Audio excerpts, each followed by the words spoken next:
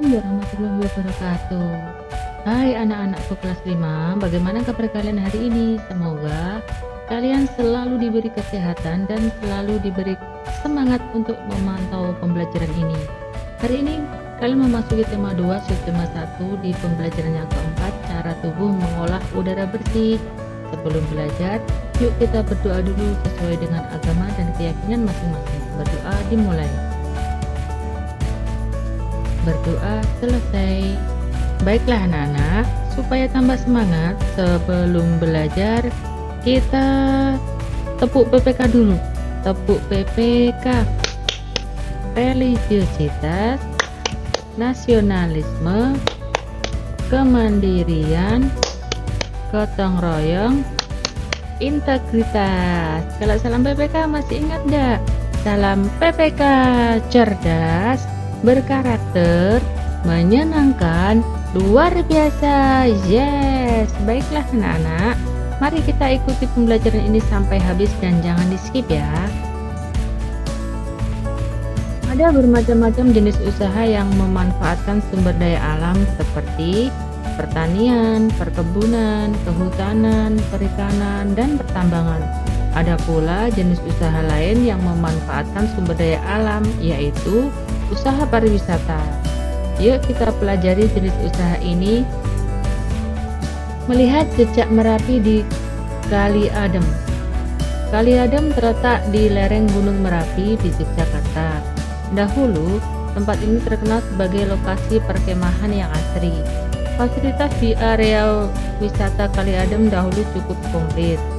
Ada pendopo, gedung pertemuan, kios-kios, warung, gardu pandang, lapangan untuk perkemahan, toilet, dan sebagainya.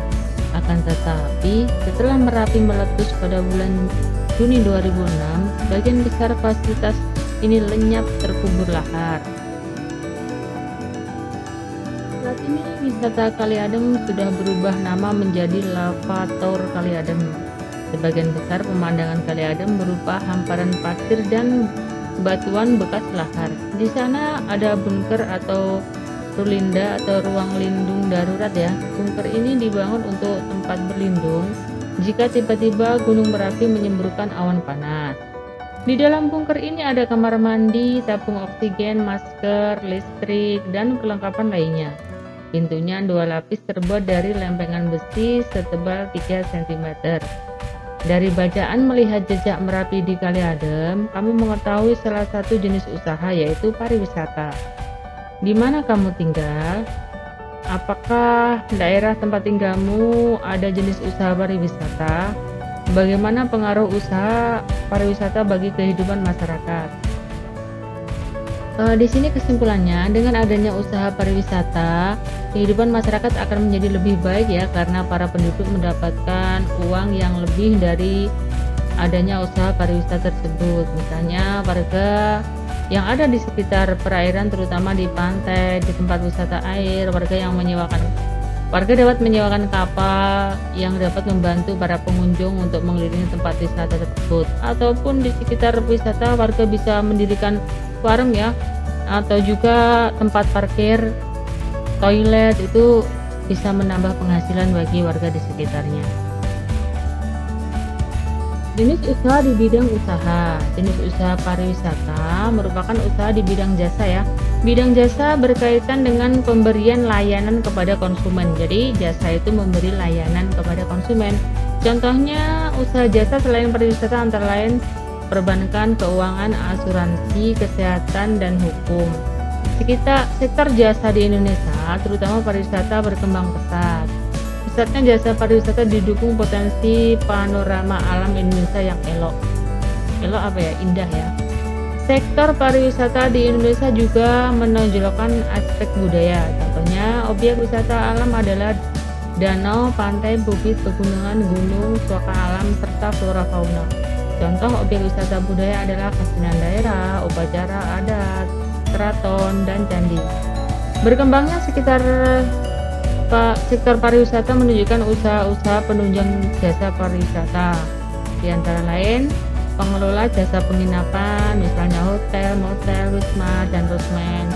usaha penjualan barang cindera mata atau souvenir, penyedia jasa pemandu wisata atau tour guide, penyedia jasa pariwisata, dan transportasi tour and travel. Salah satu jenis usaha yang banyak kita lihat adalah berjualan ya, mulai dari penjual buah, makanan, barang-barang keperluan sehari-hari hingga para penjual kendaraan bermotor. Dari jenis usaha ini, para pedagang juga dapat memperoleh penghasilan untuk kehidupan sehari-hari ya. Nah, anak-anak, pada pembelajaran 3, kau telah melakukan kegiatan wawancara untuk mengetahui jenis usaha di lingkungan sekitar kamu. Kamu juga telah membuat salah satu produk dari jenis usaha di lingkungan sekitar kamu. Saatnya kalian presentasikan hasil wawancara kalian. Menurutmu mengapa ada berbagai jenis usaha di sini? Jawabannya adalah dengan adanya jenis usaha yang berbeda, maka daya saing dalam usaha akan menurun sehingga penghasilan yang diperoleh akan meningkat. Mengapa orang melakukan usaha tertentu dengan orang lain melakukan jenis usaha lain yang berbeda? Karena setiap orang memiliki kemampuan yang berbeda dalam membuka suatu bidang usaha. Oleh sebab itu, banyak orang memiliki bidang usaha yang berbeda-beda. Selain itu, kemungkinan yang menjadi perbedaan adalah peluang yang dilihat dari pengusaha tersebut. Selanjutnya, kalian bisa mengasah kemampuan kalian untuk mengerjakan beberapa soal ini ya. Ini cuma 5 soal. Di situ ada pilihannya ya, A, B, C, D. Misalnya itu kondisi geografis wilayah Indonesia sangat beraneka ragam sehingga banyak penduduk yang mempunyai jenis usaha yang berbeda. Berikut yang termasuk jenis usaha di bidang agraris. Nah, itu ada A, ternak kambing, B, tambak lele, C, perkebunan jagung, D, tambang emas. Nomor 2, usaha untuk meningkatkan hasil pertanian dapat dilakukan dengan cara ekstensifikasi. Ekstensifikasi adalah usaha meningkatkan hasil produksi yang dapat dilakukan dengan cara A, B, C, D bisa dipilih ya. Hasil dari usaha bidang perikanan di bawah ini yang termasuk perikanan laut adalah lele, mutiara, nila, kamu jair. Nomor 4, barang tambang di bawah ini yang berupa sumber energi, batu bara, emas, intan, marmer, bisa dipilih ya. Di tempat tinggal Andi terkenal dengan keasrian dan keindahan alamnya. Jenis usaha pada daerah Andi di bawah ini yang terletak di bidang jasa adalah A, B, C, D, bisa dipilih. Biasa tadi anak-anak pembelajaran yang bisa saya sampaikan. Mohon maaf atas segala kesalahan dan kekurangan. Ibu akhiri, wassalamualaikum warahmatullahi wabarakatuh. Sampai jumpa di pembelajaran berikutnya.